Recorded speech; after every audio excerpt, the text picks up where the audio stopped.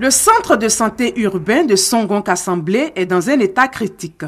Derrière cette façade se dressent des bâtiments vétustes qui ont des problèmes d'étanchéité.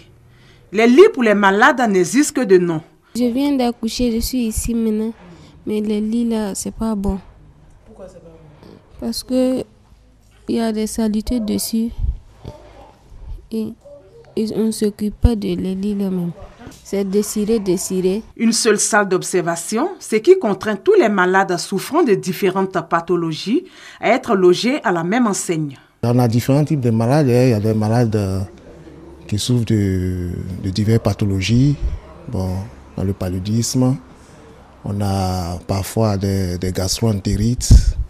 Bon, on a des infections, différentes infections, des septicémies. Bon, on est tous obligés de mettre les malades ensemble parce qu'on n'a pas vraiment de cadre approprié pour essayer de les séparer. À toutes ces difficultés s'ajoute aussi le manque d'embouts d'oxygène dans les salles d'hospitalisation, d'incinérateurs pour les déchets médicaux, problèmes de bureaux pour le personnel et de toilettes pour les patients. C'est trop difficile en tout cas, il n'y a pas de toilette ici. Pour chier, on ne sait pas où on va chier. Pour pisser aussi, on ne sait pas où on va pisser. C'est forcé de rentrer dans les gazons là pour pisser.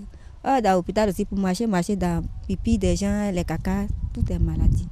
Dr Kwaku Tata Viviane, médecin-chef du centre de santé urbain de Songon-Kassamblé, lance un cri de cœur aux autorités compétentes afin qu'une solution durable soit trouvée à toutes ces préoccupations.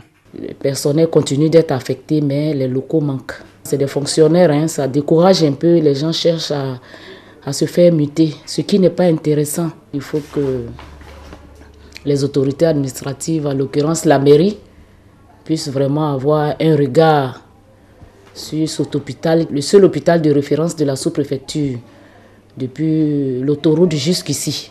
Nous travaillons dans des conditions un peu difficiles. Le médecin-chef de ce centre de santé souhaite également la création de services d'ORL, d'odontostomatologie, en plus de ce qui existe déjà, à savoir le dispensaire, la PMI et la maternité.